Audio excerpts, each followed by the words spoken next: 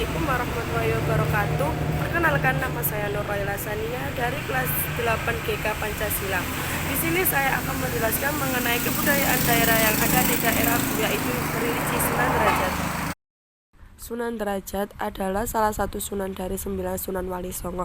Nama kecilnya adalah Raden Qasim, kemudian mendapat gelar Raden Syarifuddin. Sunan Derajat diperkirakan lahir pada tahun 1470 Masehi. Dia adalah putra dari Sunan Ampel yang terkenal karena kecerdasannya, dan ia merupakan saudara dari Sunan Bonang.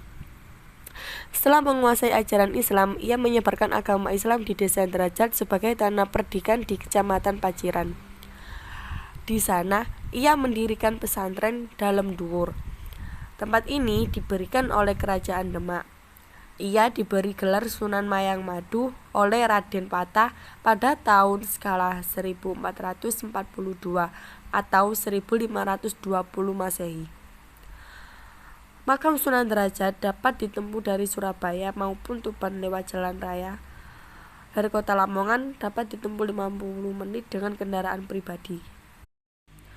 Raden Qasim memperoleh ilmu keislaman langsung dari ayahnya, Sunan Ampel, yang memimpin pondok pesantren Al-Penteda, Surabaya. Setelah beranjak remaja, Raden Qasim merantau ke Cirebon untuk mengguru kepada Sunan Gunung Jati. Di Cirebon, Raden Qasim menikahi putri Sunan Gunung Jati yang bernama Dewi Sufia. Hingga kemudian Raden Qasim kembali ke Ampel Denta bersama istrinya. Sesampainya di Ampel Denta, Sunan Ampel meminta Raden Qasim untuk berdakwah di daerah Gresik.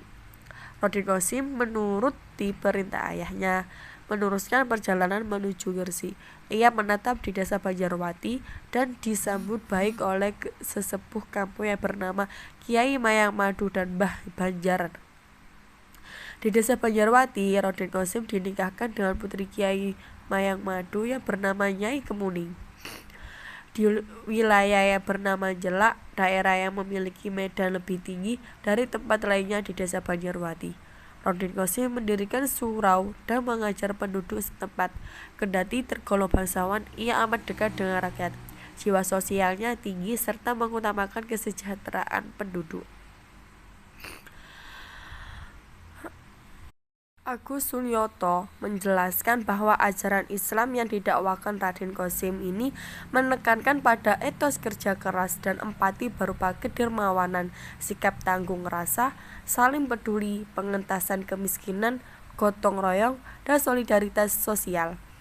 Ketika turun langsung ke masyarakat, Raden Qasim mengajarkan banyak hal kepada warga, dari cara membangun rumah, membuat alat-alat untuk memikul orang seperti tandu atau joli, dan lain sebagainya.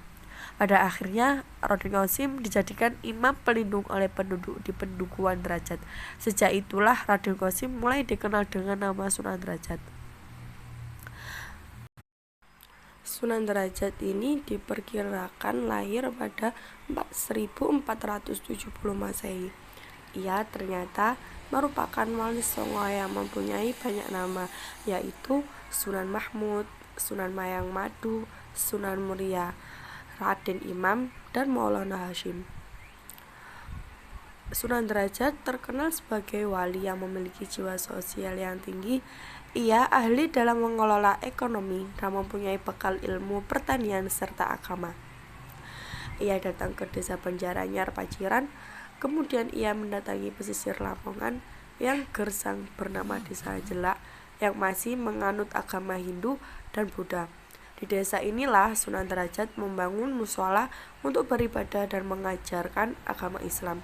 Hal tersebut terjadi pada 1428 Masehi. Kemudian pada 1429 Masehi, Sunan Derajat membangun daerah baru di dalam hutan belantara dan mengubahnya menjadi daerah yang berkembang, subur, dan makmur. Daerah tersebut dinamakan Derajat. Dari sinilah gelar Sunan Derajat didapat. Selain itu, Sunan Derajat dikenal dermawan kepada semua makhluk termasuk binatang. Juru kunci makam Sunan Derajat, Yahya, menuturkan suatu ketika Sunan sedang menikmati sepoi angin di bawah pohon rindang sambil memberi makan. Biasanya Kanjeng Sunan Derajat berdoa meminta kepada Allah agar buru-buru Wahabiriyah. Lantas beberapa buruh bertegar di tangannya. Tiap wali songo mempunyai gaya dan cara dakwah yang berbeda. Begitupun Sunan Derajat, ia mempunyai ciri khas ketika berdakwah. Ia mempunyai ajaran yang dinamakan catur piwulang, yaitu paring teken marangkang kaluyon lan wuta, berikan tongkat kepada orang yang berjalan di jalan licin dan buta, paring pangan marangkan keliren, berikanlah makan kepada orang yang kelaparan, paring sandang marangkang kaudan, berikanlah busana kepada orang yang telanjang. Pada intinya Sunan Derajat ini seseorang yang mempunyai sifat toleransi juga bersosial yang tinggi. Sunan Derajat ini sangatlah merakyat sekali, dan pada dasarnya dia menyebarkan agama yang dulunya Buddha menjadi agama Islam.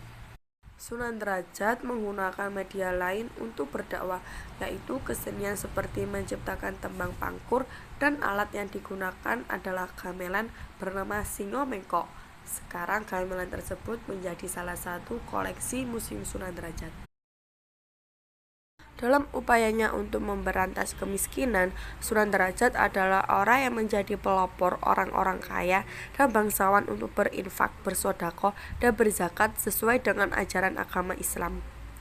Sunan Derajat ini menikahi 3 wanita dalam hidupnya.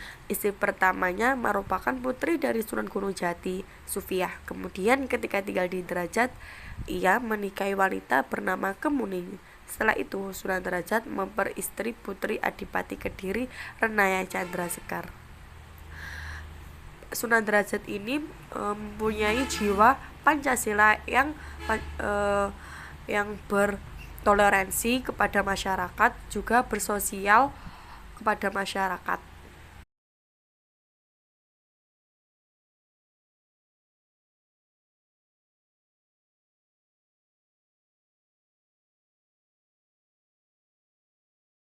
Sekian video penjelasan dari saya yang mengenai religi Sunan Derajat tentang kepancasilaan.